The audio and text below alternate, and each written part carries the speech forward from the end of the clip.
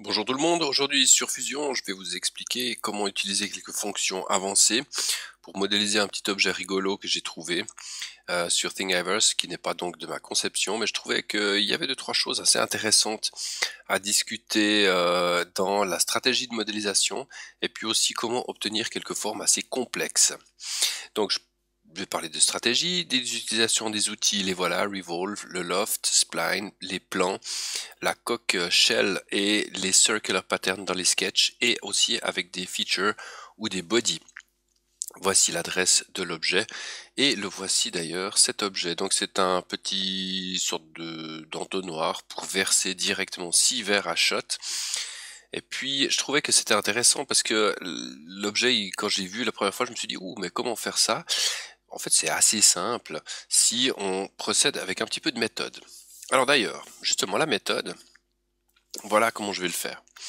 Si on regarde cet objet, on voit qu'il est composé d'une sorte de cylindre un petit peu incurvé sur le côté. Ça fait penser un petit peu à un diabolo. Et puis il y aurait 6 petits becs verseurs qui seront là. Donc je vais devoir commencer par dessiner le corps de cet objet. Et cet objet, finalement, il est composé d'une seule partie, enfin d'un seul on va dire profil. Ce profil le voici. Donc c'est tout simple. Un trait droit, un trait droit, un trait droit aussi, et puis ici une courbe, quelque chose d'arrondi. Donc ça va me dessiner ce profil que je vais pouvoir ensuite faire tourner avec l'outil Revolve autour de cet axe, comme ça, et je vais faire tourner ceci de 360 degrés, ce qui va me créer donc le premier volume. Donc ça c'est la première chose que je vais faire. Ensuite, je vais devoir modéliser ici ces espèces de petits becs verseurs. Donc je rappelle que ici j'avais cette ligne là, et bien je vais devoir accrocher une ligne ici. Alors c'est pas forcément une ligne, je vais utiliser une spline parce que ça sera quelque chose d'un peu plus joli, un peu plus organique, un peu moins géométrique. Donc sur cette spline, je vais accrocher ensuite des plans. Ces plans, ils seront toujours perpendiculaires donc à ceci, et ça va me permettre de dessiner successivement des cercles ou des ellipses qui vont ensuite se rejoindre les uns les autres pour pouvoir créer cette forme. Donc là, je vais essayer je vais essayer de le dessiner à peu près en 3D, un peu maladroitement. Donc là, il faut imaginer qu'on a à chaque fois une petite feuille de papier qu'on aurait disposée perpendiculairement par rapport à la spline. Et puis sur ces feuilles de papier, on va dessiner ici une espèce d'ellipse qui va devenir de plus en plus petite jusqu'à finalement arriver au petit goulot. Et puis ensuite, on va utiliser cet outil Loft pour pouvoir les réunir et les assembler.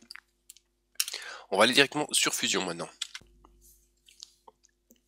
Alors sur Fusion, on va commencer par un sketch que je vais poser ici au sol. Je vais faire un petit plan de mon installation avec ici un cercle que je vais faire arbitrairement à 50 mm. C'est donc la taille d'un de ces verres à shot. J'en ai mesuré un chez moi. Ici, je vais dessiner un autre verre à shot, 50 mm.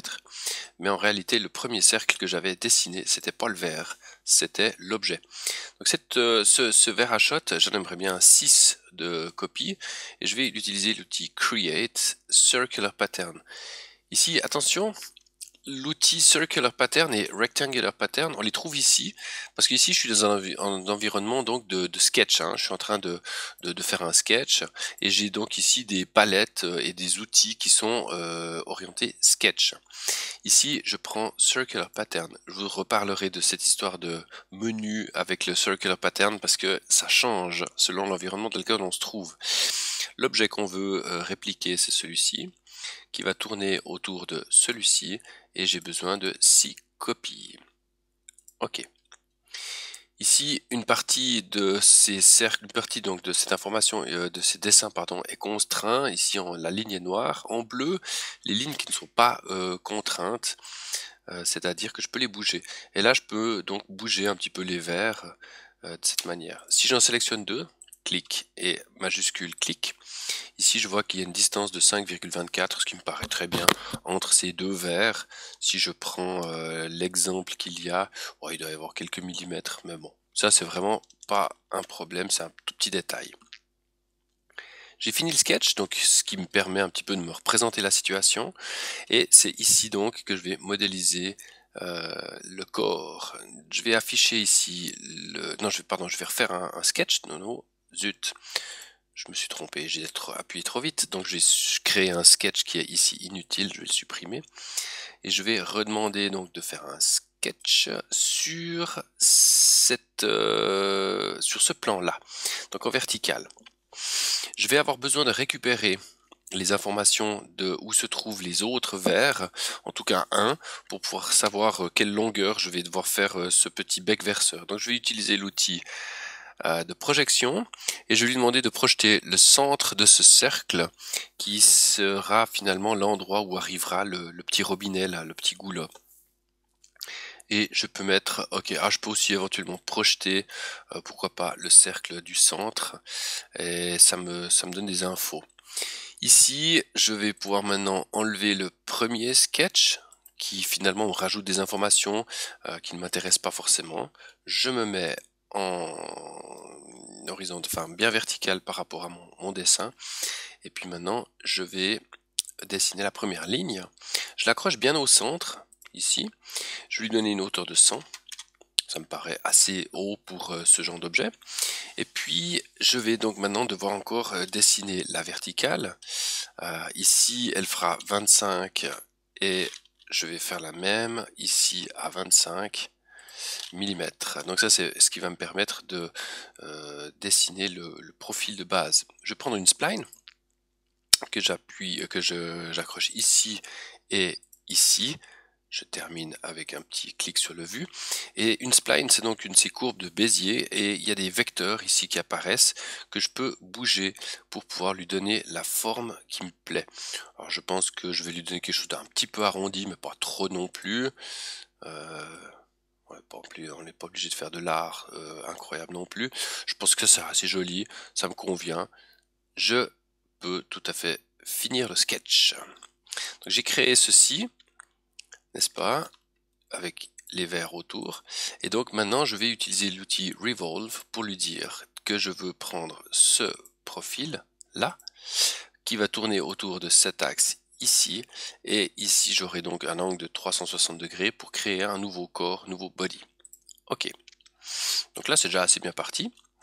Je vais réafficher le sketch d'avant pour pouvoir maintenant fabriquer le petit robinet.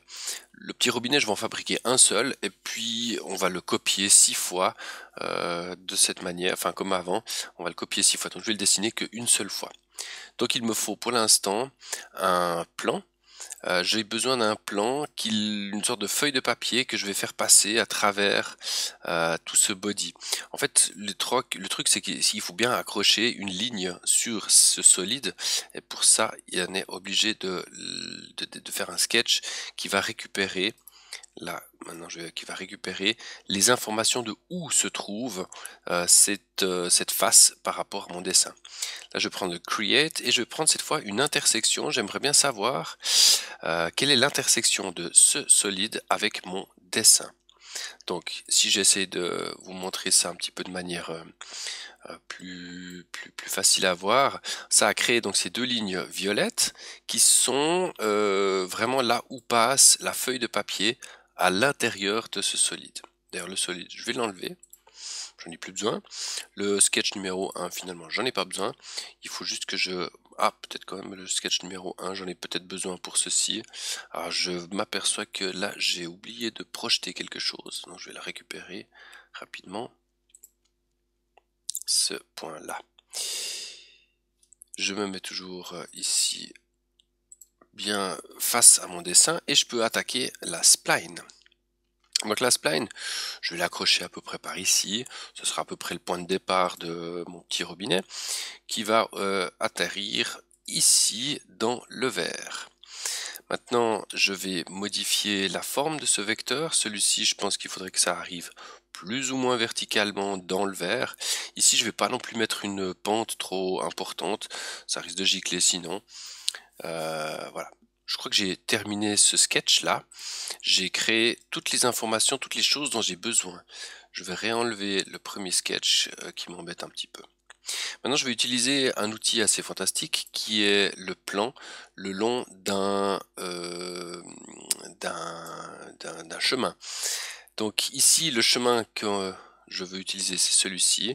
Et puis là, je peux décider à quel endroit on va mettre le plan. Donc ça, c'est quelque chose qui va me permettre donc de dessiner des choses qui seront parfaitement alignées tout le temps avec cette ligne magnifique que j'avais faite au début. Donc, je vais en mettre un au tout début.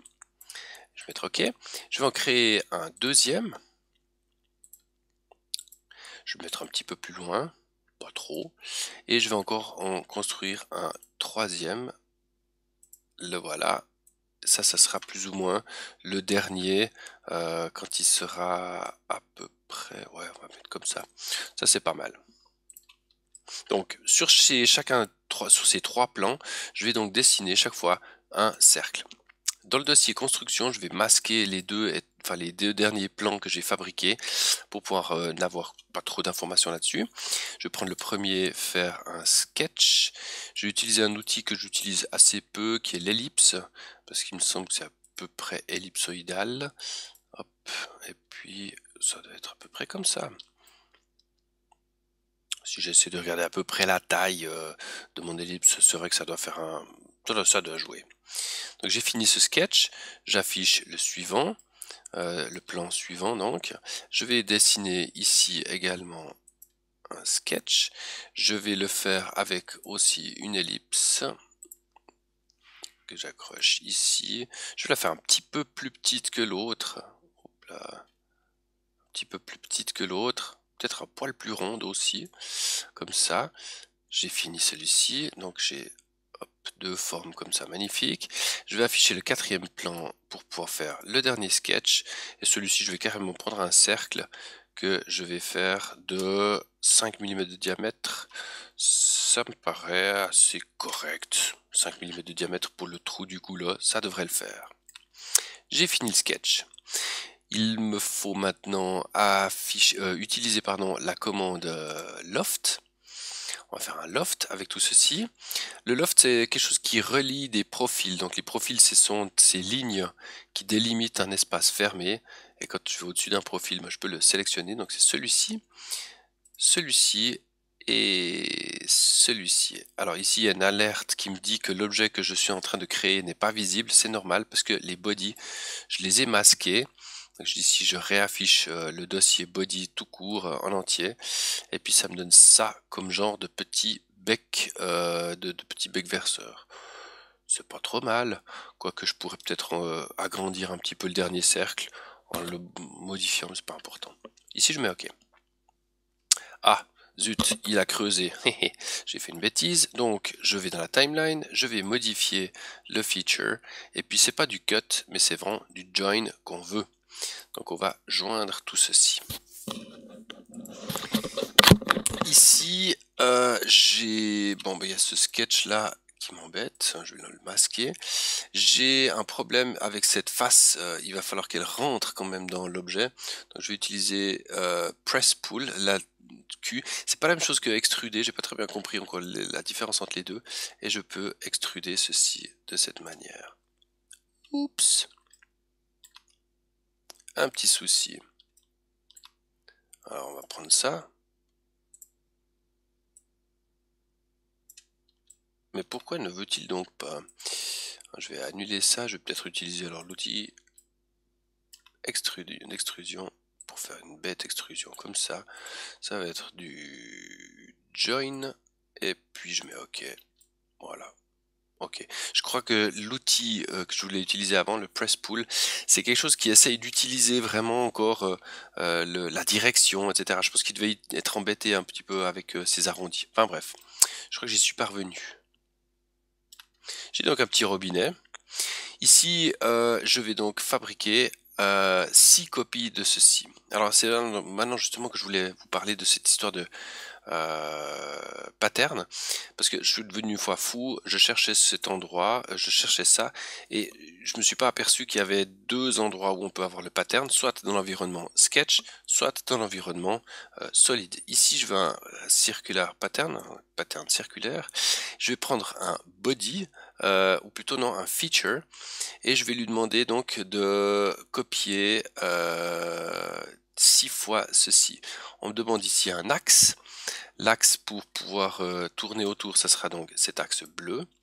Et puis les objets que je veux copier, c'est donc ça et ça. Donc ces deux choses-là, il va les copier. D'accord? Il va les copier 6 fois. Donc ça c'est assez fantastique, donc on peut utiliser le pattern pour répliquer des choses qu'on aurait déjà faites avant. Et ça c'est assez fantastique, faut dire quand même. Il me reste une... Bah, c'est pas tout à fait la dernière chose, mais il me reste encore une ou deux choses à faire. J'ai utilisé l'outil coq, shell, pour pouvoir lui demander de creuser ou de créer une paroi avec tout ça. Alors ici, vu que j'ai 5 mm de trou à la fin, ici, ça serait quand même assez intéressant d'avoir ces 5 mm qui vont rester. Donc c'est pour ça que je vais lui demander de faire la coque vers l'extérieur. Ensuite, je vais demander de vider cette face. Donc cette face, je veux qu'elle disparaisse, mais je veux aussi que celle-ci, toutes les embouchures de ces petits robinets disparaissent aussi. Je crois que je les ai tous sélectionnés, tout est bleu, c'est bon. Et je vais lui demander de faire une paroi qui va faire 2 mm. Je pense que ça devrait jouer. Et je mets OK. Donc de cette manière, on a créé cet objet avec des trous et puis les six petits machins verseurs là. Ça serait quand même assez intéressant de boucher ce trou parce que forcément sinon mon liquide va couler et puis c'est pas du tout intéressant. Ça va être assez difficile de le dessiner, juste pour vous montrer, pour se rendre compte un petit peu de ce qu'on a. Je peux vous montrer un truc qui s'appelle l'analyse de section. Donc, ça permet de faire un plan pour voir couper un objet si on veut. Je vais me baser sur ce plan là et puis je vais mettre OK. Donc là je vois une vue coupée de mon objet et puis je m'aperçois qu'en effet si je mets du liquide dedans ça va remplir jusque là jusqu'à ce que ça déborde ici, ce que je ne veux pas. Donc je vais devoir créer ici un sketch, un bout de solide, enfin quelque chose pour pouvoir boucher ça. Je vais devoir faire quelque chose qui va ressembler, je pense, à un petit dôme, histoire que ça s'écoule partout. Je suis pas forcément obligé de faire quelque chose de trop incroyable. Je vais faire donc un sketch que je vais coller là-dessus et je vais enlever peut-être l'analyse de section. Sur le sketch que je suis en train de faire, je vais devoir récupérer ici l'intersection avec le body que voici, récupérer où passe le body. Donc maintenant je sais que j'ai des parois ici et là. Une chose que je pourrais encore projeter, ça pourrait être peut-être ce genre d'information là, histoire de que je sache où se trouve, histoire que je sache où se trouvent les endroits, enfin à quelle altitude plutôt je dois faire mon cône pour boucher tout ça. Donc voilà le truc. Donc maintenant je vais prendre, je pense, bah, tiens, je vais me la jouer avec une spline. Je vais aller un petit peu en dessus, de ceci. Et puis je vais aller jusqu'au milieu, comme ça, un peu, bon, peut-être pas autant, jusque là, mettre OK. Et puis maintenant je peux régler la courbe. Je vais faire un petit truc un peu arrondi ici. Et puis ici, pourquoi pas un petit peu arrondi aussi. S'il veut arrêter de m'embêter. J'ai eu le même problème avant. Je sais pas pourquoi. Il y a des fois des vecteurs, on n'arrive plus à les bouger. Aucune idée pourquoi. Quelque chose qui est bloqué, mais c'est pas grave. Je vais m'en contenter. Ici, je vais faire un miroir avec cet objet. qui va utiliser cette ligne ici pour faire ça, ce qui est totalement inutile en fait, suis-je bête? J'ai même pas besoin de faire un miroir, il suffit que je ferme le profil, ici, d'abord il me faut que je crée une ligne là, hop, ce qui me permet donc ici de fermer ce profil, là, et donc là j'ai fait ça, ça et ça, et ça, plus encore le tout petit morceau qui est là. Et ce profil-là, je vais utiliser, je vais donc finir le sketch, et je vais utiliser la commande revolve pour lui dire de tourner autour d'un axe. Alors cet axe, il est ici, et je veux bien du 360, et je veux ici un join, je veux pas un nouveau body, je veux que ça se colle avec le reste.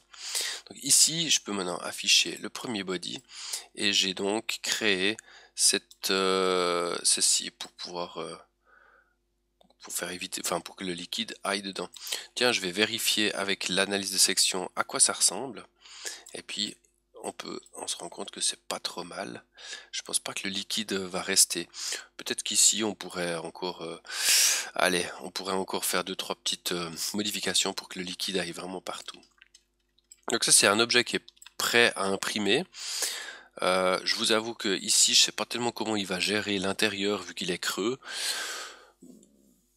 Ça, on peut laisser le petit boulot au slicer. Après, on pourrait aussi finalement s'éviter ce petit problème en se disant que ce qu'on veut encore faire comme revolve, on peut rajouter les profils ici, ici et là.